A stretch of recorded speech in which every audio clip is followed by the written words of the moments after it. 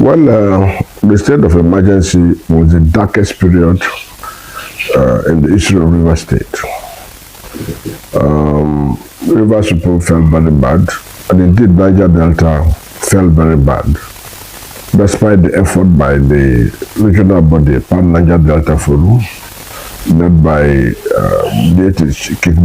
Alfred Spiff, His Excellency Obang Atta, and the national chairman, Egali, His Excellency Bula Egali, and all the leadership of the national Niger Delta, despite our appeal to Mr. President to see how we can intervene to make peace. But unfortunately, Mr. President looked the other way around and condemned everything about SIM.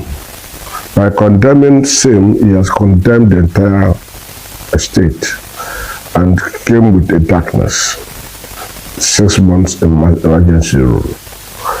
That, as if that is not enough, it came with a retired naval admiral, Ebok Sang, and it came to plunder all our resources. After plundering all our resources, at least we collected over 250 billion from the Federation account, including derivation, and also collected over another about 200 billion again from the internally generated revenue.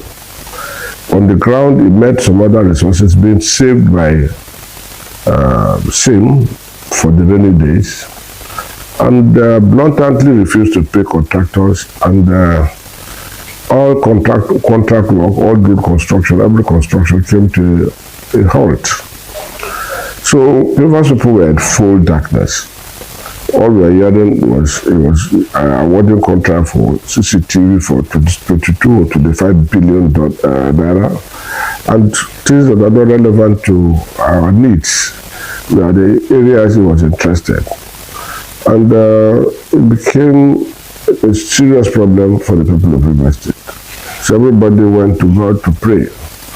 And we thank the Almighty God and the leadership. If you recall, in the town hall meeting organized by the Central Television in GRA, when we saw the way things were going, I came out boldly to say, look, enough is enough. We have to change our strategy. We must make peace. And then I called on Wike to call his godson to the house, lock him in the room, and let them resolve their differences instead of outsiders coming to squander our resources. I also called on SIM Fubara to say, go back to your Oga, and both of you should lock yourself. You don't need any third party. When you resolve your differences, you tell us, and we will obey. And within few hours, Wike accepted the offer, and SIM also agreed. And for some time now, there have been dialogue upon dialogue. I know the group led by, the elders led by Fedi Anabraba, Osi Jokocha, and Sazana Wuse, also put a lot of pressure on the governor, on the former governor, Nyesom Wike, and the assembly to see reason how they can make peace. The other group led by Ada George, the elders forum led by Ada George, also advised the governor to embrace peace. And at the end of the day, after the 6 months, we can achieve peace, and the governor is back in office. The deputy governor is back in office. The House of Assembly is also back in office. Well, some of us observed the scenario in Nigeria. We saw that the judiciary is comatose. They are sleeping. They are now an appendix of the presidency. We also observed that the National Assembly is also in comatose, and they are greedy and an appendix to the presidency. So if you look at this fight and you want to fight, where will you take the fight to? Will you take the fight to the judiciary that is sleeping, or an appendix to the presidency, or you take it to the National Assembly that is sleeping or has compromised completely, has also gone against the Constitution. Because if we are talking about asking Mr. President for going contrary to the Constitution, the National Assembly themselves, who are supposed to check the President, also went against the Constitution. Because the Constitution is very clear as to how a governor should be removed and how a country should be ruled. Section 1, subsection 1, 2, 3 is very clear on how governance will take place in Nigeria. Section 11.4 authorizes the National Assembly to make law for the country. In the absence of the National Assembly, they can make law for the state. But that section 11.4, the last paragraph, made it very clear that notwithstanding their powers to make laws for the state, they cannot make law to remove the governor or deputy governor. Mr. President used section 305 to declare the state of emergency and transmitted it to the National Assembly. The National Assembly did not only flout section 11.4, they did not also understand section 305. And to make matter worse, instead of voting to get to third majority, they want on voice vote, which was also totally in defiance with the Constitution. And so, when you look at all that scenario, the governors of the PDP governors went to court, and as I'm speaking to you now, the Supreme Court refused to listen to them. And we have also experienced what has happened within the period and the attitude of the Supreme Court. So we now realize that there is no point fighting. And I thank him for his wisdom for not challenging the state of emergency, because if you have challenged the state of emergency, maybe it will not be back in office for the next 2 years. Will be in court to be looking at it. And because the Supreme Court is no longer dynamic, the Supreme Court is no longer a court of justice.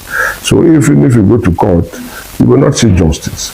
So for him to accept it, I thank him. So in all, we thank God that peace has returned to Rivers State. I am happy that the elders led by His Excellency Rufus Ada George has issued a statement calling for peace. Then the Elder Council led by Chief Fred Anabs has also issued a statement all calling for peace. All the governor on its own has also said in one piece. So what is happening today in Rivers State is Jojo. I think this is the time when we can all dialogue. The time of war is over. We have fought, we have quarreled, and that time has come. What we received was a punishment by bringing a strange person, stranger for completely, to come and loot our resources, come and squander our resources, and nothing to show for what the period is state. But if you look at the state of emergency itself, at least in Nigeria, we have states like Borno, Benue, Plateau, Zamfara, Sokoto. These are areas that are hotbed. This area we have criminal elements who are fighting every day, killing innocent people. And that is where we need to declare a state of emergency. But that was not the case. Rivers State has been peaceful throughout the period Anabs came. The place itself was peaceful. Till today, we are a very peaceful people. And so, I don't know the essence of the state of the emergency declaration. But on the wider look, maybe the way things were going between the House of Assembly and the governor, if the president did not declare the state of emergency and the House of Assembly maybe make effort to impeach the governor. Of course, that was not possible because the chief judge was not on their side. But if that materializes, you are likely going to get violence in the state. And Mr. President, in his wisdom, maybe saw that as a reason for the state of emergency. So, in all, we are past that dark stage. Dark age is gone. We are now in a brighter age, and what will take us forward today is nothing but peace, nothing but dialogue, nothing but joy. There is time for everything under the earth. It's time to quarrel, there's time to reconcile. There's time to be born, there's time to die. There's time to be joyful, there's time for sadness. So the saddest part of our life is gone. I think we should now move into joy. Rivers people are also happy because they believe same is the best project. And no part of the state would say they have not tested part of SIM in the short period they stayed. And we believe if SIM will be allowed to work for this year and next year, the development of Rivers State will take to a new level. At least we can now be looking at up to Lagos, because we are far away now. So this 6 months was like another 6 years backward. So it's coming, we'll be able to bring development in the infrastructural side, and the medical, education, and even in the social life. At the point, nightlife was almost dead in Port Harcourt. But at least things are coming back. The economy is now working. People are now happy to trade because things are so harsh in the economy today, and the cushion, the effect that somebody is going to give us a leverage, the roads are being built, people can drive smoothly to their various destinations. It's a plus, which the man has done. And I believe that it should not change. I would believe it will not change. It will continue to do those good work for which people love him. And Rivers State will become greater and greater and greater. We want SIM. And when the issue of second tenure came up, Rivers people are just waiting to see whether it was true or not. But thank God it's also clear that there is no impediment into his not becoming second tenure governor. Definitely Rivers people will want to become second tenure, and everybody will know that SIM is the answer to all electoral problems we have. People now, let me give an insight. People see that there's a fight between SIM and its Wike at the assembly. I can tell you here, right down, that SIM was not fighting Wike, neither was he fighting the assembly. Because at the point in time in the struggle, it was clear that the assembly goofed and they committed perjury by declaring from APC, denying that they are not APC, filing different affidavits in court, which is completely a perjury matter. When the matter came for discussion, SIM refused us to follow that perjury matter. Even when the Supreme Court was also against him, he still not follow. It is not the man who take bad data that because you have done this to me, I will do this to you. SIM appreciate the fact that Wike assisted him to be where he is today. And so fighting Wike is not what he will use to pay him back. So all along he has been defending himself, trying to see how this matter can be resolved. He's such a peaceful character that a lot of people were angry that he's not a fighter. But again, let's look at it. You fight, you wound yourself. At the end of the day, you come to the round table to discuss. We had the Biafra war, several millions of people died, properties lost. At the end of the day, Nigeria came back. But what was the end result? So many people are still having the pains of that Biafra war.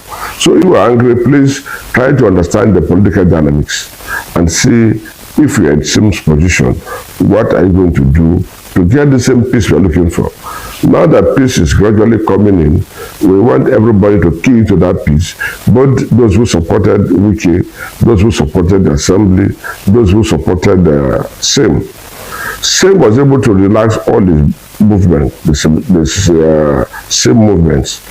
And I think Wike also relaxed the GDI. And that is also to give room for peace, because several opinions would have come, different advice would have come, and people would take actions that are not authorized by the leadership. So in all, the actors have decided to make peace. Our duty now is to support that peace process, because peace is more than anything. There's nothing can compare to peace. No amount of violence can compensate peace. When we have peace, everything works well.